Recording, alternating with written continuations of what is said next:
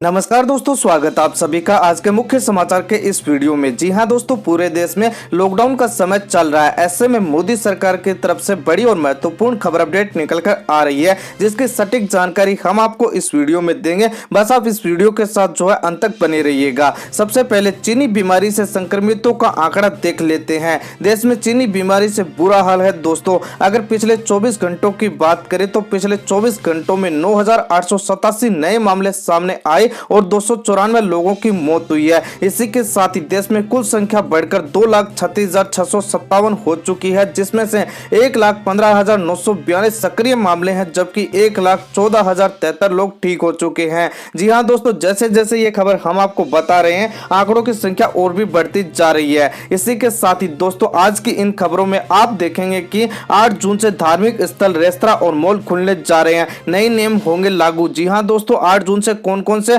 चीजें खुल जाएंगी और कौन से नए नियम लागू होंगे, पूरी जानकारी देंगे। वीडियो के साथ बने रहिए। इसी के साथ ही दोस्तों, आगे देखेंगे कि चीन की हर चाल का जवाब देने के लिए भारत पूरी तरह से तैयार है। एलएसी पर भेजी गई 60 फोर्स तोपें। जी हां दोस्तों, भारत ने जो है एलएसी पर 60 फोर्स तोपें भेज दिए हैं और चीन की हर चाल का मुंह तोड़ जवाब देने के लिए हरदम तैयार है। इसी के साथ ही दोस्तों, हम आपको बताएंगे कि अब बाल कटवाने के लिए भी आपको देना होगा आधार कार्ड। इन राज्यों ने लागू किया है नियम। जी हां दोस्तों, यदि आप नाई के पास बाल कटवाने जाते हैं तो आपके पास आधार कार्ड होना जरूरी है। इसकी भी पूरी जानकारी देंगे। इसी के साथ ही दोस्तों, आपको बताएंगे कि झारखंड और कर्नाटक में भूकंप के झटके रिएक्टर स्केल पर 4.7 की रही तीव्रता। जी हां दोस्तों, भूकंप के झटके कौन कौन से राज्यों में और आए हैं, इसकी भी पूरी जानकारी देंगे। इसी के साथ ही दोस्तों, आपको बताएंगे कि आंखों से भी फैल सकता है कोरोना वायरस। जी हां दोस्तों, अभी एक नया अध्ययन हुआ है जिसके अंदर आंखों से भी कोरोना फैलने की बात कही गई है। इसकी भी पूरी जानकारी देंगे। आप इससे कैसे बच सकते हैं, इसके बारे में भी बताएंगे।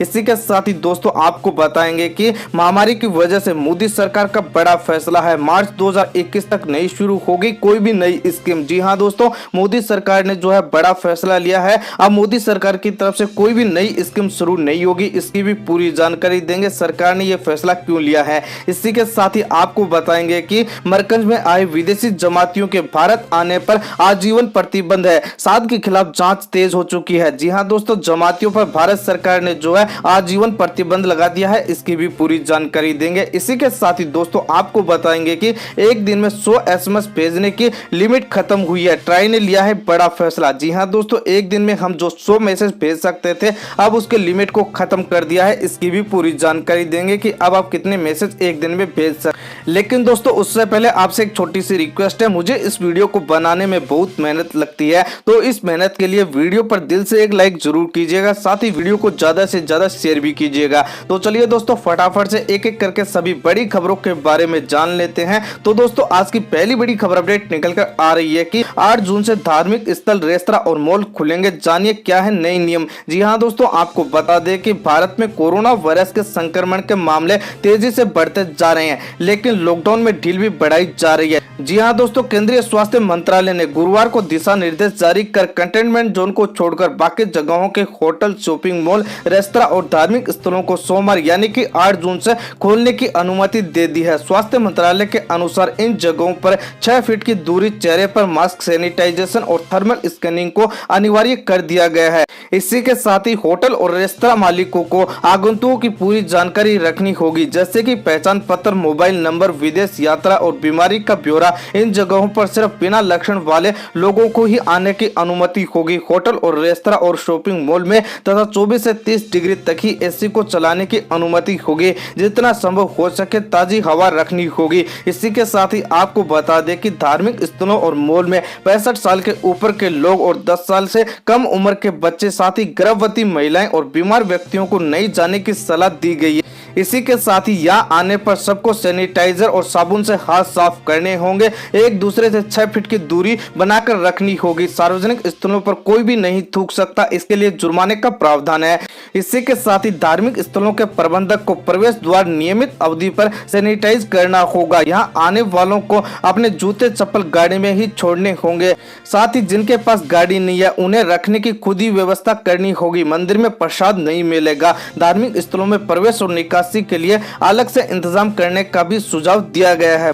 और इसी के साथ ही मूर्तियों और पवित्र ग्रंथों को छूने की अनुमति नहीं होगी। इसके साथ ही सामूहिक अनुष्ठान पूरी तरह से प्रतिबंधित रहेगा। जी हाँ दोस्तों, तथा 8 जून से जो है ये नए नियम लागू हो जाएंगे। इसी के साथ ही दोस्तों बड़ी खबर अपडेट निकल कर आ रही है कि महामारी की वजह से मोदी सरकार का बड़ा फैसला, मार्च 2021 तक नहीं शुरू होगी कोई भी नई स्कीम। जी हाँ दोस्तों, आपको बता दें कि महामारी के दौरान देश में लॉकडाउन लागू हुआ है और साथ ही इकोनॉमी भी लॉक हो चुकी है। राजस्व में काफी नुकसान हुआ है। सरकार का खर्च भी काफी ज्यादा बढ़ गया है। हालात का असर सरकारी योजनाओं पर दिखने लगा है। देश को 20 लाख करोड़ रुपए का राहत पैकेज देने के बाद अब मोदी सरकार ने एक और बड़ा फैसला लिया है। केंद्र सरकार ने सभी तरह की नई योजनाओं पर पूरी तरह से रोक लगा दी। जी हाँ दोस्तों, वित्त मंत्रालय ने सभी विभागों के लिए स्वीकृत योजनाओं को 9 महीने के लिए रोक दिया। इसका मतलब हुआ कि मार्च 2021 तक कोई भी नई योजना शुरू नहीं होगी। जी हाँ दोस्तों, मोदी सरकार की तरफ से मार्च 2021 तक कोई भी नई योजना शुरू करने पर पूरी तरह से पाबंदी लगा दी है, क्योंकि सरकार के पास जो है खर्च नहीं है और सरकार काफी ज्यादा पैसे खत्म हो चुके हैं। इसीलिए सरकार ने यह बड़ा फैसला किया है।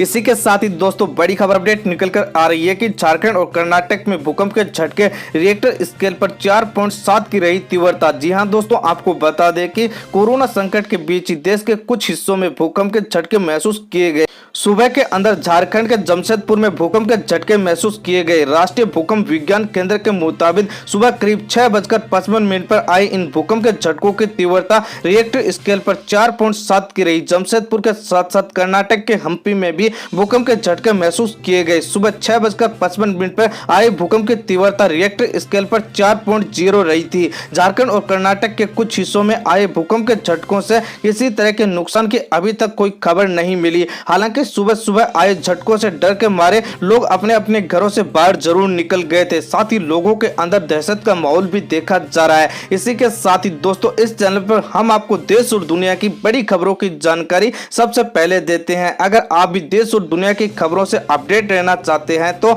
इसी वीडियो के नीचे दिए गए इस लाल बटन को दबाकर चैनल को जरूर सब्सक्राइब करें, तो बेल आइकन भी जरूर दबाएं ताकि आपको समय समय पर बढ़िया खबर मिलती है। इसी के साथ ही दोस्तों बड़ी खबर अपडेट निकल कर आ रही है कि एक दिन में फ्री 100 SMS भेजने की लिमिट खत्म। ट्राई ने लिया है ये बड़ा फैसला। जी हाँ दोस्तों, आपको बता दें कि telecom regulatory authority of India यानी ट्राई ने मोबाइल यूजर्स को बड़ी राहत दी है। ट्राई ने एक सिम से रोजाना 100 SMS भेजने की FUP लिमिट खत्म कर दिया है। 100 SMS के बाद भेजे गए SMS पर 50 पैसे चार्ज को भी खत्म कर दिया है। अब रोज 100 से ज्यादा SMS किए जा सकते हैं। ट्राई ने SMS के लिए टैरिफ के नियमों को लेकर टेलीकम्युनिकेशन ट्रैफिक ऑर्डर 2020 का ड्राफ्ट जारी कर दिया है। ट्राई का मानना है कि 100 SMS की डेली लिमिट के बाद लगने वाले 50 पैसे के चार्ज को रखने की कोई जरूरत नहीं है, क्योंकि स्पैम SMS का पता लगाने के लिए अपर्याप्त टेक्नोलॉजी है। जी हाँ दोस्तों, आपको जो डेली 100 SMS मिलते थे अब आप उससे ज्यादा भी कर सकते हैं। इसके लिए आपको कोई भी अतिरिक्त चार्ज नहीं देना होगा।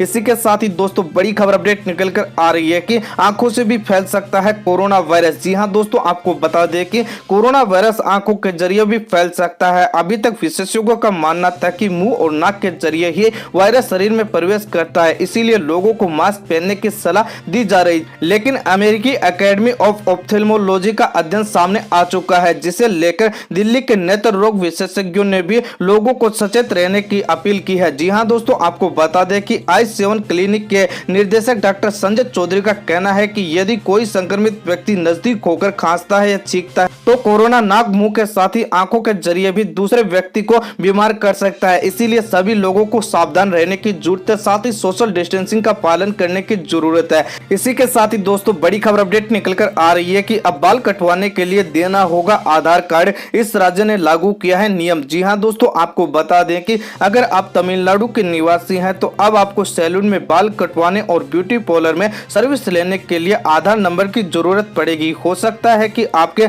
आधार नंबर न देने पर आपको सर्विस देने से मना किया जाए। इसके पीछे वजह है राज्य सरकार का आदेश। दरअसल तमिलनाडु सरकार ने सैलून, ब्यूटी पार्लर और स्पा के लिए स्टैंडर्ड ऑपरेटिंग प्रोसीजर जारी कर दिया है, जिसके मुताबिक सैलून, ब्यूटी पार्लर और स्पा की सर्विस देने वालों को ग्राहकों के नाम, घर का पता, आधार नंबर, मोबाइल नंबर का रिकॉर्ड रखना होगा। ये कदम कोविड-19 को फैलने से रोकने के लिए लिया गया है। इसी के साथ ही दोस्तों बड़ी खबर अपडेट निकल कर आ रही है कि चीन की हर चाल का जवाब देने की पूरी तैयारी कर ली है भारत ने। LAC पर भेजी गई 60 फोबोस तोपें। जी हां दोस्तों, आपको बता दें कि पूर्वी लद्दाख में वास्तविक नियंत्रण रेखा यानी LAC पर सेना ने फोबोस तोपों की तैनाती शुरू कर दी है। ले से करीब 60 फोबोस तोपें LAC की ओर रवाना की गई हैं। सूत्रों के अनुसार LAC के उस पार चीन ने भी आर्टिलरी का अमल तैनात कर दिया है, यानी कि चीन भी लगातार अपनी सीमा के ऊपर जो है तथा भारी तोपों की तैनाती करा है। इसी को देखते हुए भारत ने यह बड़ा कदम उठाया है। ऐसे में भारतीय सेना ने फोबोस तोप को चुना है, क्योंकि फोबोस तोप जो है कारगिल युद्ध के समय भी काफी कामयाबी हासिल कर चुकी है। इसीलिए इस तोप को जो है LAC के ऊपर तैनात किया जा रहा है, ताकि चीन की तरफ से यदि कोई भी हरकत होती है तो भारत उसका मुंह तोड़ जवाब दे सके। इसी के साथ ही दोस्तों बड़ी खबर अपडेट निकल कर आ रही है कि मरकज में आए विदेशी जमातियों के भारत आने पर आजीवन प्रतिबंध। साद के खिलाफ जांच तेज हो चुकी है। जी हां दोस्तों, आपको बता दें कि निजामुद्दीन स्थित तबलगी मरकज में आयोजित धार्मिक कार्यक्रम में शामिल हुए सभी विदेशियों पर भारत में प्रवेश पर आजीवन प्रतिबंध लगा दिया है। दिल्ली पुलिस की सिफारिश पर गृह मंत्रालय ने यह कार्रवाई की है। दिल्ली पुलिस के एक वरिष्ठ अधिकारी ने इसकी पुष्टि भी की है। इसके अलावा अपराध शाखा ने मौलाना मोहम्मद साद के खिलाफ जांच तेज कर दी है। जल्दी मौलाना साद के खिलाफ बड़ी कानूनी कार्रवाई को अंजाम दिया जाएगा। इसी के साथ ही दोस्तों बड़ी खबर अपडेट निकल कर आ रही है कि WHO ने जारी किए हैं मास्क पहनने के नए दिशा निर्देश। आपके लिए जानना है जरूरी। जी हां दोस्तों, आपको बता दें कि विश्व स्वास्थ्य संगठन यानी WHO ने अब मास्क पहनने संबंधित नए दिशा निर्देश जारी कर दिए हैं। वैश्विक स्वास्थ्य एजेंसी की नई गाइडलाइन में कहा गया है कि लोगों को उन जगहों पर मास्क पहनना चाहिए जहां पर सोशल डिस्टेंसिंग के नियमों का पालन नहीं किया जा सकता। साथ ही इनकी बनावट और सामग्री क्या होनी चाहिए इसकी भी जानकारी दी है। जी हां दोस्तों, ऐसे होने चाहिए आपके मास्क। विश्व स्वास्थ्य संगठन ने मास्क की क्वालिटी को लेकर भी जानकारी दी है। फेस मास्क को बाजार से खरीदा जा सकता है और घर में भी बनाया जा सकता है, लेकिन उसमें 3 परतें होनी चाहिए। सूत का अस्तर होना चाहिए, पॉलिएस्टर की बारीक परत होनी चाहिए और बीच में पॉलीप्रोपाइलिन की बनी हुई फिल्टर जैसी परत होनी चाहिए। वही मास्क सबसे लाभदायक होता है और वही मास्क कोरोना को रोक सकता है। इसी के साथ ही इन जगहों पर आपको मास्क पहनना जरूरी है। विश्व स्वास्थ्य संगठन की तरफ से कहा गया है कि देशों को अपने यहाँ भीड़ भाड़ वाली जगहों पर मास्क पहनने के लिए लोगों को प्रोत्साहित करना चाहिए। साथ ही ऐसी जगहों पर भी जहां पर कम्युनिटी ट्रांसमिशन जैसी स्थिति हो, जैसे कि रेलवे, बस जैसी भीड़ भाड़ वाली जगहों पर मास्क का इस्तेमाल किया जा सकता है। तो दोस्तों ये थी आज दिन भर की बड़ी खबरें, बड़ी अपडेट, मुख्य जानकारी। उम्मीद आपको वीडियो पसंद आया होगा, तो लाइक करें, शेयर करें। साथ ही वीडियो के नीचे दिए गए इस लाल बटन को दबाकर चैनल को जरूर सब्सक्राइब करें। तो बेल आइकन